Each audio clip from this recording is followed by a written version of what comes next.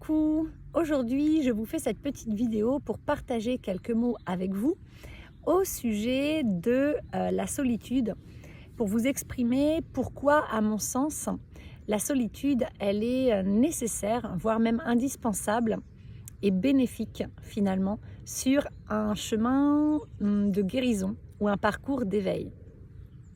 Alors, cette vidéo va pouvoir parler à toutes les personnes qui sont en chemin d'introspection, c'est-à-dire vraiment en chemin vers la connaissance de soi, la compréhension de soi, en chemin vers la guérison de leur âme, ok, et de leur être sur tous les plans, et en chemin vers, le fait d'être vraiment soi-même, d'oser être entièrement authentique, de se révéler à soi. Tout ça, c'est des parcours d'éveil. Donc, vous pouvez être sur votre propre chemin comme ça, et vous pouvez être sur un chemin d'éveil par le biais d'un lien particulier, d'un lien sacré, ou ce qu'on va appeler un lien d'âme. Donc vous avez les flammes jumelles, les âmes jumelles, âmes sœurs, etc. Cette vidéo va pouvoir parler un petit peu à tout le monde. Donc finalement, pourquoi est-ce que la solitude, c'est important d'en parler à mon sens? Parce que quand on est sur ce chemin d'éveil, de connaissance de soi, eh bien, il y a un moment donné où on va se rendre compte que pour pouvoir vraiment se connecter ou se reconnecter à soi-même, c'est-à-dire à notre être profond, donc nos valeurs intrinsèques, nos besoins, nos limites, nos aspirations, nos envies, nos rêves, notre sensibilité, etc., etc., nous allons avoir besoin de nous détacher des autres. Nous allons avoir besoin de prendre du recul ou se mettre en retrait, de mettre un peu de distance avec les autres personnes, avec tout le monde souvent, pour pouvoir trouver de l'espace, du temps, et être disponible pour soi-même. Et bien souvent dans cette société, on a appris, au lieu d'être entièrement soi-même et au lieu d'être en permanence connecté avec facilité, fluidité, de manière tout à fait naturelle à nos propres besoins, à notre corps physique, à nos corps émotionnels, mentaux, énergétiques, etc. Au lieu d'être connecté à nos limites, à nos besoins, à nos valeurs, à notre sensibilité, à nos sentiments, à nos sensations corporelles, à notre énergie vitale, à nos aspirations profondes, etc., etc., eh bien, on nous a appris, au contraire, à nous oublier, à se détourner entièrement de soi, donc de sa véritable nature, pour se concentrer, se connecter à l'énergie des autres. Alors avant tout nos parents, puis nos frères et sœurs, puis les membres de notre famille, puis ensuite toutes ces figures parentales ou ces figures d'autorité comme les nounous, les tatis, les tatas, les professeurs, les instituteurs, etc., etc., les médecins, et ensuite les patrons, et ensuite les compagnons de vie, mari, femme, etc. Et donc, dans l'enfance, on nous a appris à obéir, on nous a appris à rentrer dans des cases, on nous a appris à nous identifier, à nous étiqueter d'eux. On nous a appris, en fait, à taire nos émotions, à les contrôler, souvent à les fuir ou à les cacher même. On nous a appris de manière totalement involontaire, la plupart du temps dans nos familles. Ils n'ont fait, nos parents, que reproduire ce qu'ils ont reçu comme éducation, mais ça n'empêche que la réalité est là. On nous a appris à se déconnecter de nos émotions, qui sont des messagères de notre âme, qui sont là, qui se font donc connaître par le biais de sensations corporelles, pour nous indiquer que nous avons un besoin qui demande à être comblé.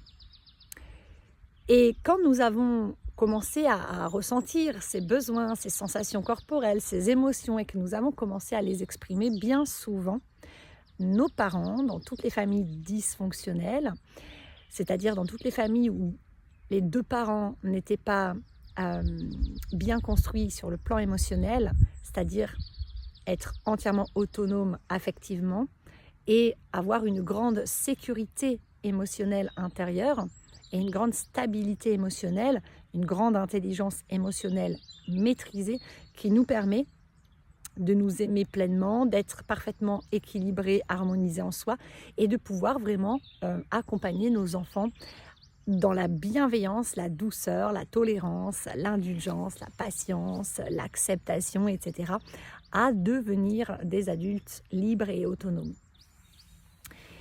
Donc, la plupart du temps, au moins 50% de la population, nous sommes nés dans des familles dysfonctionnelles où nous avons appris, que ce soit volontaire ou non, eh bien, à taire notre monde intérieur, à taire ou à éviter, ou à fuir, ou à contourner, ou à étouffer, bâillonner, écraser, ignorer, rejeter toutes nos émotions, toutes nos sensations intérieures, sentiments, sensations d'énergie, sensations physiques.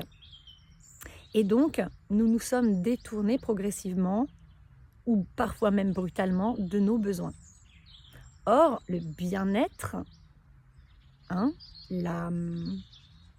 l'équilibre intérieur, l'harmonie intérieure, la complétude, la plénitude, c'est quoi? Eh bien, c'est justement la capacité d'être autonome sur tous les plans, mais cette autonomie, elle vient du fait que nous sommes capables de répondre à nos besoins. Donc d'abord, nous sommes capables d'être connectés et d'entendre et d'écouter et d'accueillir nos besoins quand ils se font sentir, connaître, ok, quand ils s'activent, et nous sommes capables d'y répondre sans attendre et sans précipitation non plus. Le bien-être pour un humain ou un animal, c'est le fait de pouvoir répondre à nos besoins au moment où ces besoins se font entendre, tout en étant connecté au moment présent. Quand on est toujours en train de ressasser le passé ou d'appréhender l'avenir, nous nous déconnectons de ce moment présent et donc nous nous déconnectons de nos sensations corporelles et donc de notre conscience et donc de nos émotions, de nos besoins. D'ailleurs, c'est un premier pas pour revenir à soi et se reconnecter à notre plan émotionnel.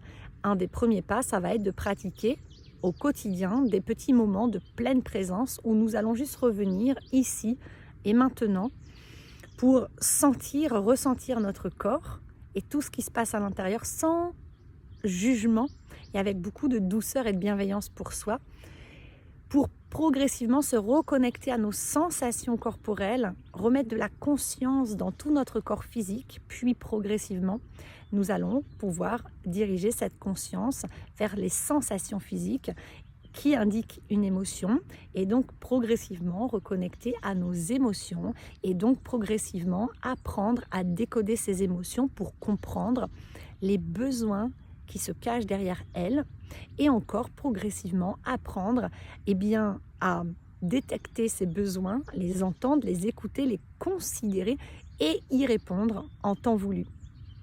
Ce n'est pas une mince affaire, moi je suis encore en chemin et si aujourd'hui j'ai bien plus connecté à mes émotions et à mes besoins, il m'arrive encore très souvent, quasiment tous les jours, d'observer que je mets encore du temps à répondre à certains besoins qui sont pourtant des besoins vitaux ou fondamentaux.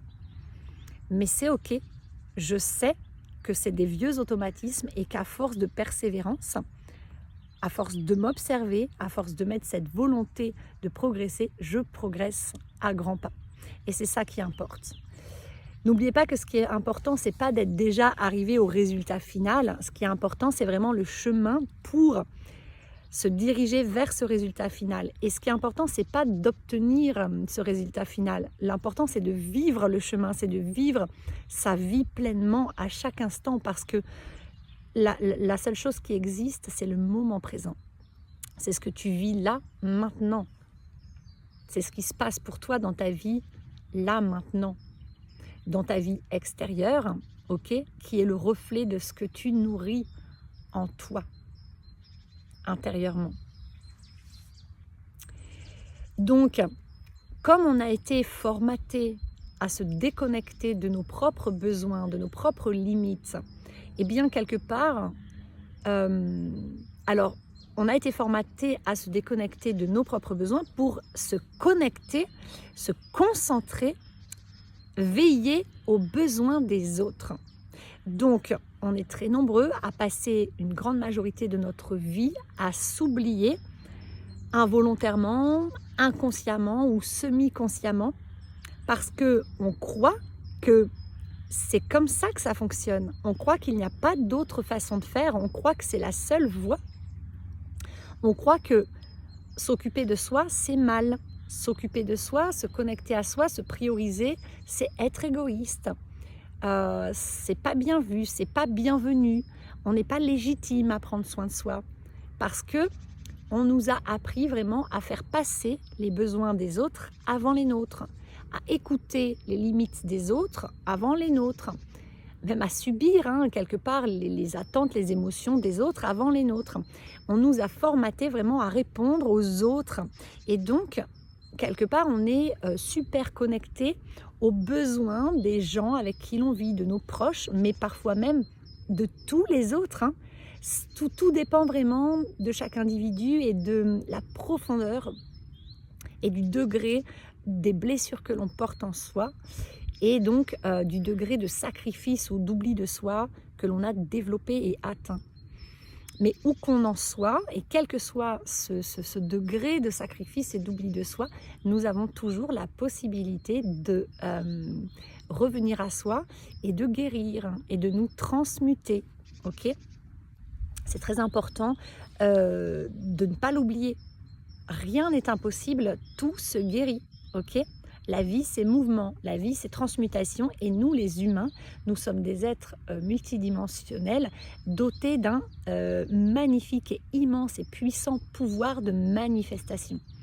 Et c'est ce vers quoi on se dirige sur un chemin d'évolution et de guérison. Et c'est ce que nous allons progressivement atteindre et apprendre à maîtriser au cours de notre vie. Et c'est juste magnifique.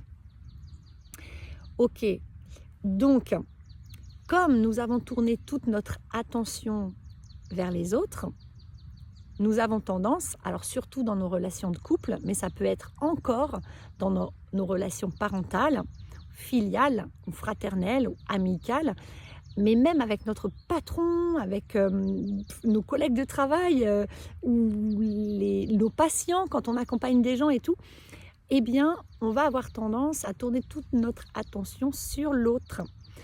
Et au lieu de faire nos choix, de penser, d'agir, de parler, etc., de nous exprimer en fonction de ce qui est bon et juste pour soi, en fonction de nos propres besoins, nos propres valeurs, nos propres limites, notre propre sensibilité, etc., au lieu de s'exprimer, d'agir, de faire, de vivre, de relationner depuis notre identité en fait, notre nature originelle, notre âme, notre cœur, qui l'on est profondément, eh bien nous allons en fait nous exprimer, agir, etc. pour répondre aux besoins, aux attentes de l'autre. Et nous allons être constamment connectés et concentrés sur les besoins, les attentes, etc. de l'autre. Et surtout dans le couple. Ça, c'est de la dépendance affective, c'est de l'hyper-attachement, c'est du sacrifice de soi. Et donc, nous le faisons depuis tout petit, parfois même depuis notre vie intra-utérine, parce que nous avons vraiment été formatés comme ça. C'est un mécanisme de survie qui fait que l'on a développé ces dysfonctionnements, vraiment ces réponses de survie qui font que l'on a toujours fait passer les autres avant soi.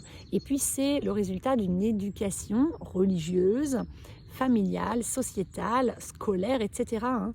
Ok, malade, dysfonctionnel et obsolète, dont on ne veut plus aujourd'hui. Mais on en subit encore les conséquences parce que ça fait des millénaires que ça se joue, que ça se répète, que ça s'enchaîne.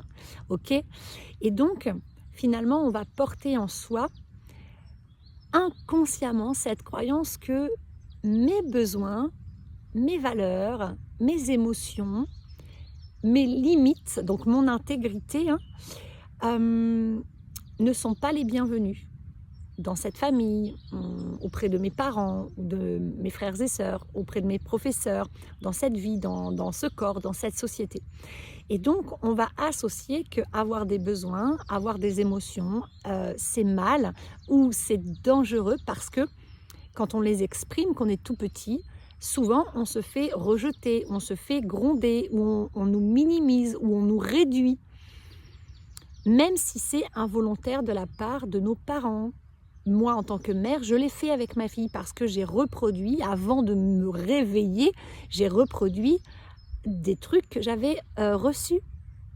Ok ? Et puis, le fait de les reproduire, ça m'a fait quand même réfléchir, ça m'a fait m'observer. Et puis, je me suis réveillée, je me suis éveillée et progressivement, je me suis rendu compte que j'avais fait des erreurs. Et donc, je répare, je dialogue avec ma fille, je lui demande pardon, je lui dis à quel point je suis désolée, je lui explique en fait comment moi je vis les choses. Et on dialogue et je lui autorise à m'en vouloir et je lui autorise à m'exprimer ce que ça lui fait vivre parce que ça a eu des conséquences sur elle. Et je le vois et elle le sait. Et on dialogue et progressivement, eh bien, elle arrive à apprendre à se connaître et elle-même faire ce chemin d'évolution et de guérison intérieure pour retrouver son autonomie. Et donc pouvoir avancer vers sa plénitude, sa complétude, etc. Et son bien-être et s'épanouir et devenir cette adulte autonome et libre que je souhaite qu'elle devienne, en étant elle-même dans sa nature originelle. Donc, on fait tous des erreurs en tant que parents, personne n'est parfait, mais c'est important quand on fait ce chemin d'éveil en soi, de bien comprendre que nos parents ont fait du mieux qu'ils ont pu.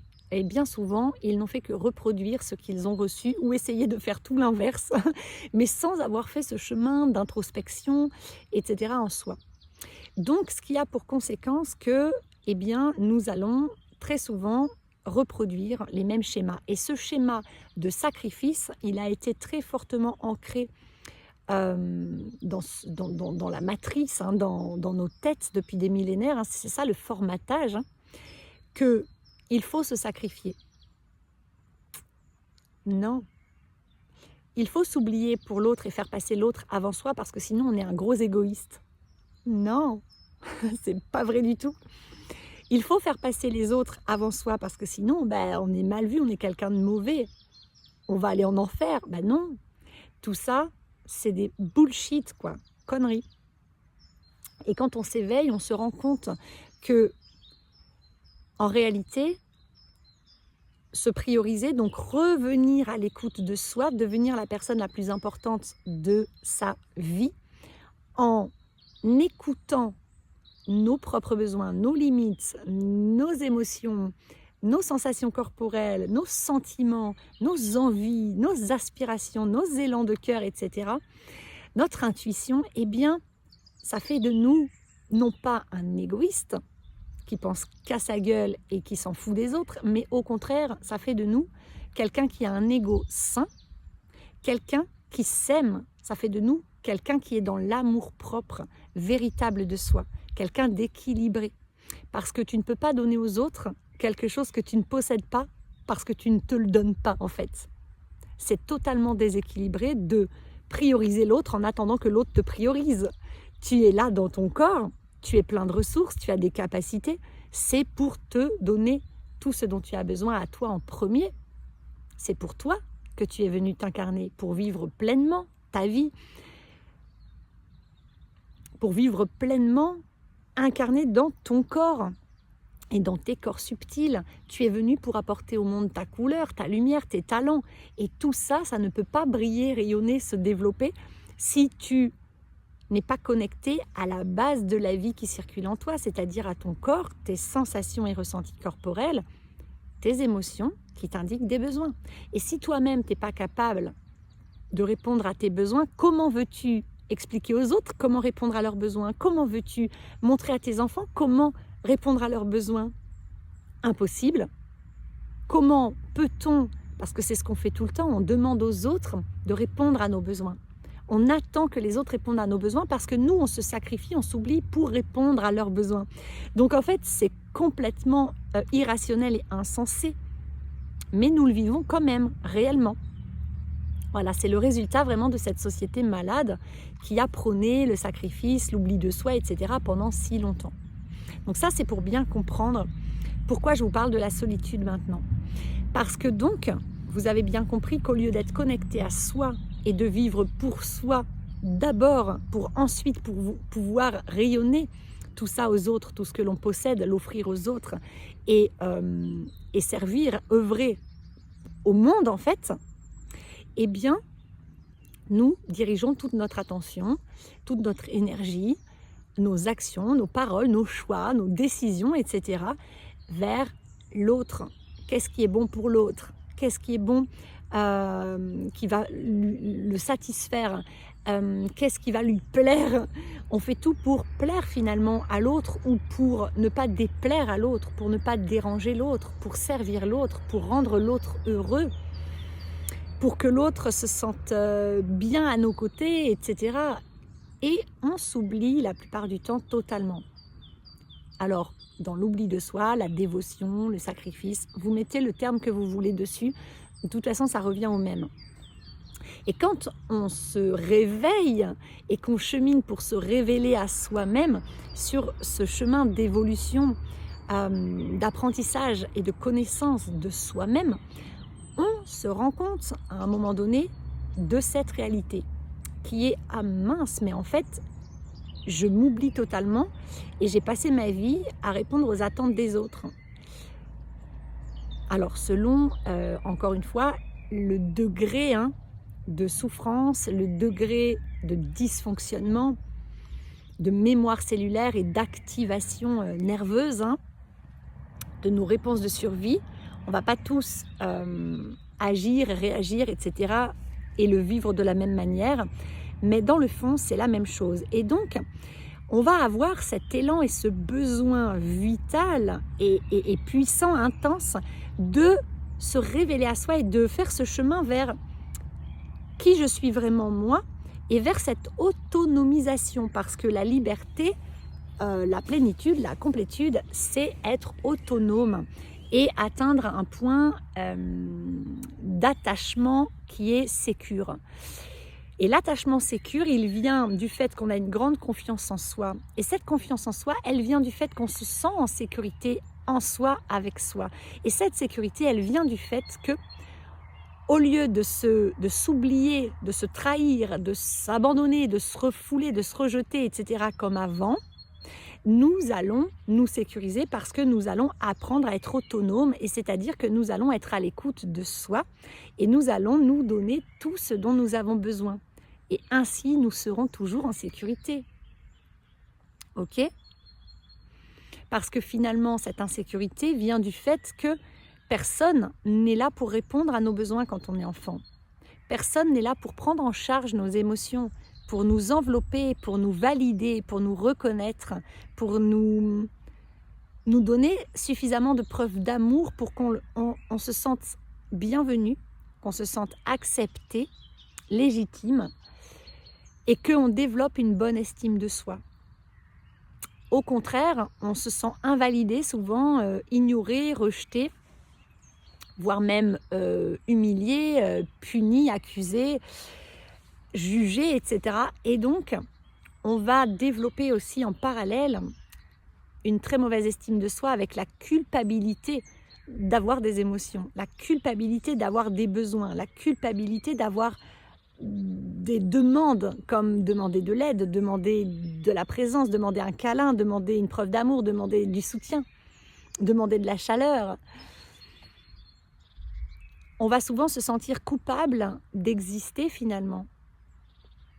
coupable d'être qui l'on est, coupable vraiment d'avoir ce plan émotionnel, ce monde intérieur, ces sensations physiques, coupable de demander à être respecté dans notre intégrité et donc de poser nos limites ou de demander à ce que l'on soit respecté dans nos limites, dans notre sensibilité. On va apprendre tout l'inverse de ce qu'est le réel épanouissement et le réel bien-être personnel. Et donc, dans ce chemin vers soi, pour pouvoir vraiment se reconnecter à soi et à ce monde intérieur, comme on est formaté et que c'est une habitude très tenace, que c'est un automatisme qui est géré par notre système nerveux autonome, c'est comme de marcher ou de respirer, c'est-à-dire que nous avons des habitudes dysfonctionnelles, mais qui sont là parce que pendant tout un temps, elles nous ont permis de survivre et de tenir debout, de tenir bon dans nos familles et dans cette société dysfonctionnelle. Mais ça continue, vu que ça a été répété, ça continue d'œuvrer de manière totalement autonome, invisible, incontrôlable et inconsciente. Tout ça, ça vient de notre subconscient. Donc ça se fait silencieusement. Mais c'est bien là en fait. Et il va s'agir de comprendre ça et de comprendre que tant que nous sommes au contact des gens qu'on aime ou des personnes qui nous activent dans ce dysfonctionnement, c'est-à-dire toutes les personnes que l'on va faire passer avant soi, que ce soit un peu ou beaucoup, eh bien nous ne pourrons pas facilement se reconnecter à soi et se détacher de ces habitudes dysfonctionnelles, c'est-à-dire apprendre à nous positionner, dire non, je ne suis pas d'accord, poser nos limites, dire oui, ça j'aime, commencer à dire ben voilà j'ai tel besoin, attends je vais d'abord répondre à mes besoins avant de répondre aux tiens, ça c'est pas juste pour moi, ah bah oui tiens ça c'est correct, etc. On ne va pas réussir aussi à exprimer nos émotions facilement parce qu'on est formaté, parce qu'on a toujours retenu, refoulé ou réduit nos émotions. Et donc, tant qu'on est au contact des autres, cette première partie de chemin vers cette reconnexion à notre plan émotionnel, à notre intelligence émotionnelle, à notre corps, à soi, à notre âme, eh bien, elle va être vraiment très très compliquée parce que nos automatismes vont s'activer, vont s'enclencher tout le temps au cours de la journée, plusieurs fois par jour. Et donc, tac, dès que ça va s'enclencher, on ne va pas pouvoir contrôler et ça va nous couper de notre volonté et de notre élan d'aller vers soi.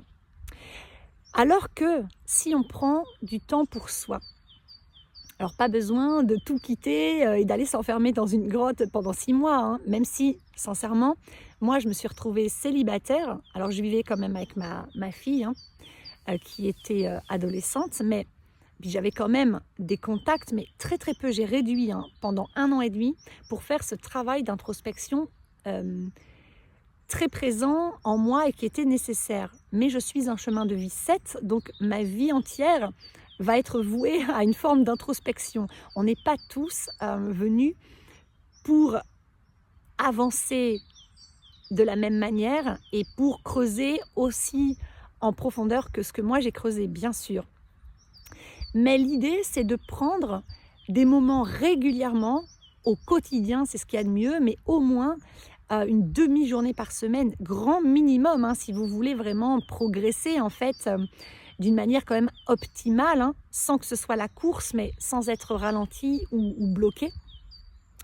Je vous conseille un minimum une demi-journée par semaine et au minimum plusieurs fois 10 minutes, un quart d'heure dans la journée, ou minimum un quart d'heure par jour, hein, pour vraiment vous octroyer ce temps seul avec vous-même. Pourquoi? Parce que c'est dans cette solitude, c'est dans ces moments de retrait, de recul, d'isolement que vous allez pouvoir avoir l'espace nécessaire de vous accueillir. Le silence énergétique, émotionnel, physique, nécessaire pour pouvoir être disponible à vous-même. C'est dans ce silence, dans cette solitude que vous allez pouvoir vous retrouver seul dans votre aura et ne plus être imprégné par les énergies des autres, les émotions, les états d'être, les systèmes nerveux activés, etc. Parce que ça fait que vous faites l'amalgame entre qu'est-ce qui vous appartient et qu'est-ce qui appartient à l'autre. On ne sait plus. Ça fait tellement longtemps qu'on fait ça. C'est automatisé qu'on ne sait plus faire la différence de quelles sont mes émotions, quelles sont celles de mon autre ou des autres, quels sont mes besoins, quels sont ceux des autres ou de mon autre dans le couple ou de mes enfants, quelles sont mes limites, quelles sont celles de l'autre, etc. Et donc le fait de s'éloigner, de prendre du temps vraiment seul avec soi-même, va nous permettre de pouvoir nous retrouver baignés dans notre seul et unique aura. Et donc progressivement, à force de le faire, nous allons réapprendre à entendre nos sensations corporelles, à les sentir. Et puis progressivement, ça se fait vraiment lentement. C'est un processus qui est lent, qui demande du temps et de la volonté, mais qui est vraiment puissant, salvateur, transformateur et durable. Et vous allez donc progressivement réapprendre à vous écouter et vous reconnecter à vos sentis corporels, puis commencer à déceler les émotions que ces ressentis corporels vous indiquent. Et puis vous allez commencer à pouvoir nommer ces émotions et à les laisser vous traverser, les accueillir, les accepter, et progressivement vous allez connecter à vos besoins.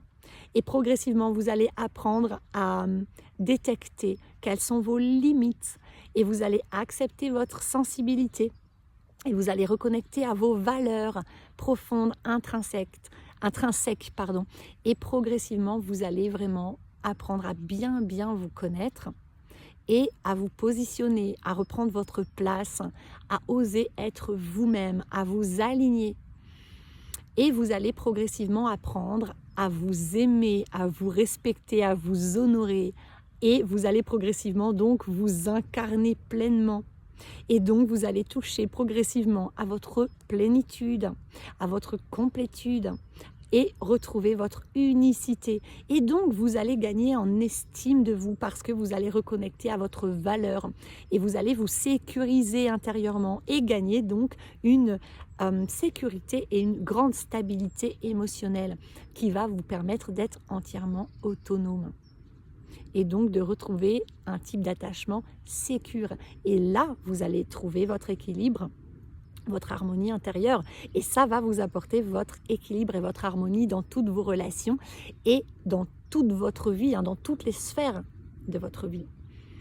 Voilà, donc cette solitude, elle est nécessaire parce que cette solitude te permet d'avoir de l'espace, d'avoir la place de t'écouter, de permettre à ton âme de s'exprimer dans ce silence que tu t'offres, dans cet isolement, dans cette déconnexion des autres pour pouvoir apprendre à te reconnecter à toi.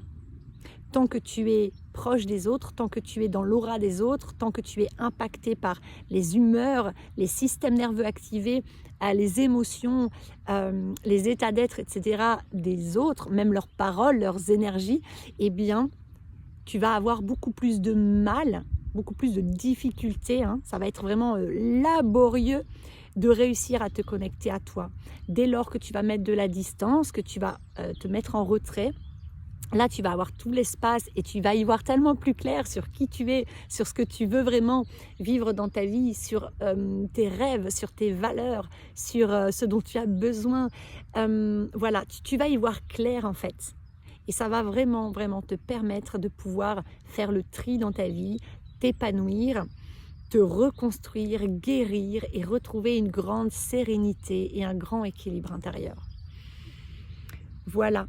Eh bien, j'espère que cette petite vidéo vous aura apporté quelques pistes de réflexion ou même peut-être des clés vraiment sur votre parcours d'éveil et de guérison. Si mes partages vous plaisent, pour me soutenir, merci de bien vouloir cliquer sur le petit pouce vers le haut, vous abonner à ma chaîne et partager un commentaire constructif et bienveillant. Je me ferai un grand plaisir de le lire et d'y répondre comme toujours. Merci beaucoup. Bye bye.